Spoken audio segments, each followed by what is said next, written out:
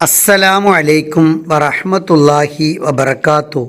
ഖുർആൻ പഠനം ആയത്തുൽ കുർസി ഭാഗം 8.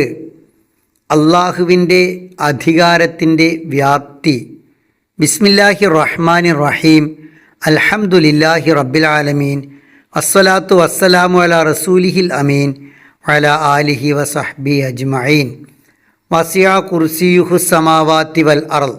വസിയ വിശാലമായിരിക്കുന്നു, ഉൾക്കൊണ്ടിരിക്കുന്നു. കുർസിയുഹു അവൻ്റെ അള്ളാഹുവിൻ്റെ അധികാരപീഠം.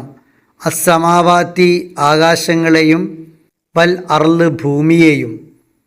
അള്ളാഹുവിൻ്റെ അധികാരപീഠം ആകാശങ്ങളെക്കാളും ഭൂമിയേക്കാളും വിശാലമാണ്. അധികാരത്തിൻ്റെ അടയാളമായി രാജാക്കന്മാർ മുൻകാലങ്ങളിൽ ഉപയോഗിച്ചിരുന്നത് കുർസി അഥവാ സിംഹാസനമായിരുന്നു. അള്ളാഹുവിൻ്റെ സിംഹാസനം, അള്ളാഹുവിൻ്റെ അധികാരപീഠം, അള്ളാഹുവിൻ്റെ കുർസി ആകാശങ്ങളെക്കാൾ ഭൂമിയേക്കാൾ വിശാലമാണ് എന്നാണ് ഇവിടെ പറയുന്നത്. വസിയ വിശാലമായി ഉൾക്കൊണ്ടു എന്ന് പറയുന്നത് സ്ഥലപരമായ വിസ്തൃതിയെക്കുറിച്ചല്ല, അത് അള്ളാഹുവിൻ്റെ അറിവിൻ്റെ പൂർണ്ണതയെക്കുറിച്ചാണ്, അധികാരത്തിൻ്റെ വ്യാപ്തിയെക്കുറിച്ചാണ്. അള്ളാഹുവിൻ്റെ അറിവിൽ നിന്നും പുറത്തായി ആരുമില്ല, അവൻ്റെ അധികാരത്തിനപ്പുറത്ത് ഒന്നുമില്ല.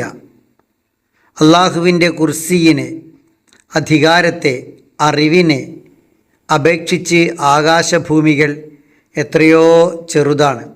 കുർസി എന്നാൽ യഥാർത്ഥത്തിലുള്ള സിംഹാസനമാണ് എന്ന് പറഞ്ഞ പണ്ഡിതന്മാരുണ്ട്. അത് ആകാശങ്ങളുടെയും ഭൂമിക്കും മുകളിലാണ്. ആ യഥാർത്ഥ സിംഹാസനം ഏറെ വിശാലമാണ്. എന്നാൽ അതൊരു മെറ്റഫറാണ്, ഒരു ആലങ്കാരിക പ്രയോഗമാണ്, രൂപകമാണ് എന്ന് പറഞ്ഞ പണ്ഡിതന്മാരുണ്ട്. അള്ളാഹുവിൻ്റെ മഹത്വം മനസ്സിലാക്കി തരാനാണ് കുർസി എന്ന പദം ഉപയോഗിച്ചത്. അള്ളാഹു ഒരിടത്ത് അല്ല, ഒരിടത്ത് അള്ളാഹുവെ ഒതുക്കാനും കഴിയില്ല. കുർസി യഥാർത്ഥ സിംഹാസനമാണ് എന്ന് പറഞ്ഞതിന് പുറമെ അത് അള്ളാഹുവിൻ്റെ അറിവാണ് എന്ന് പറഞ്ഞ പണ്ഡിതന്മാരുണ്ട്. ഈ പ്രപഞ്ചത്തിലെ എവിടെയുമുള്ള ചെറുചലനം പോലും അള്ളാഹു അറിയാതെ സംഭവിക്കുന്നില്ല. അള്ളാഹുവിൻ്റെ പരമമായ അധികാരത്തെ, മഹിമയെ, വിശാലതയെ, ഗാംഭീര്യത്തെയാണ് കുർസി കൊണ്ട് ഉദ്ദേശിക്കുന്നത് എന്നും വിശദീകരിക്കപ്പെട്ടിട്ടുണ്ട്. എത്ര ചെറിയ വസ്തു മുതൽ വലിയ വലിയ ഗോളങ്ങൾ വരെ അള്ളാഹുവിൻ്റെ നിയന്ത്രണത്തിലാണ്, അധികാര പരിധിയിലാണ്. അള്ളാഹുവിൻ്റെ സൃഷ്ടി വൈഭവത്തിൻ്റെ അപാരമായ വ്യാപ്തിയാണ് വസിയ കുർസിയു സമാവാതി വൽ അർള് എന്ന് പറഞ്ഞ പണ്ഡിതന്മാരുമുണ്ട്. കോടിക്കണക്കിന് ഗാലക്സികളടങ്ങിയ ഈ പ്രപഞ്ചം അള്ളാഹുവിൻ്റെ കീഴിലാണ്, അള്ളാഹുവിൻ്റെ കുർസിയിൻ്റെ, അധികാരത്തിൻ്റെ, അറിവിൻ്റെ കീഴിലാണ് നിലനിൽക്കുന്നത്. അതിൻ്റെ പുറത്ത് ഒന്നുമില്ല. പ്രപഞ്ചത്തിൻ്റെ നിലനിൽപ്പ് ഇത്രയും നല്ല രൂപത്തിൽ പോകുന്നത് അള്ളാഹു അധികാരം വാഴുന്നതിനാലാണ്. ഏകശക്തിയായി അള്ളാഹു പ്രപഞ്ചത്തെ നിയന്ത്രിക്കുന്നു എന്നതിനാലാണ് പ്രപഞ്ചം നിലനിൽക്കുന്നത് തന്നെ. ആ പരമാധികാരിയായ അള്ളാഹു തന്നെ സംരക്ഷിക്കും എന്ന ഉറച്ച ബോധ്യമാണ് ഈ സൂക്തത്തിൻ്റെ ഭാഗത്തു നിന്നും വിശ്വാസികൾക്ക് ഉണ്ടാകേണ്ടത്. ആ വലിയ അധികാരിക്ക് കീഴിലാണ് താൻ എന്നതിനാൽ താൻ വിനയാന്വിതനാകണം എന്ന തിരിച്ചറിവാണ് വിശ്വാസിക്കുണ്ടാകേണ്ടത്.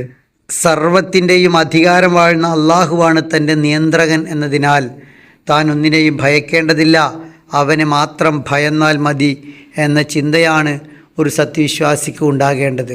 അള്ളാഹുവിൻ്റെ അധികാരത്തിൻ്റെ വ്യാപ്തിയെയും അറിവിൻ്റെ ആഴത്തെയും എല്ലാം സൂചിപ്പിക്കുന്ന ഈ ഭാഗം ഏറ്റവും നന്നായി ഉൾക്കൊള്ളാൻ നമുക്ക് കഴിയണം.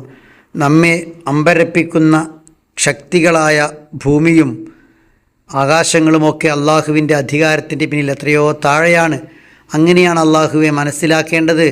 അങ്ങനെ മനസ്സിലാക്കി അള്ളാഹുവെ ഉൾക്കൊള്ളുന്നിടത്താണ് യഥാർത്ഥ തൗഹീദ്. അള്ളാഹു നമ്മെ അനുഗ്രഹിക്കുമാറാവട്ടെ.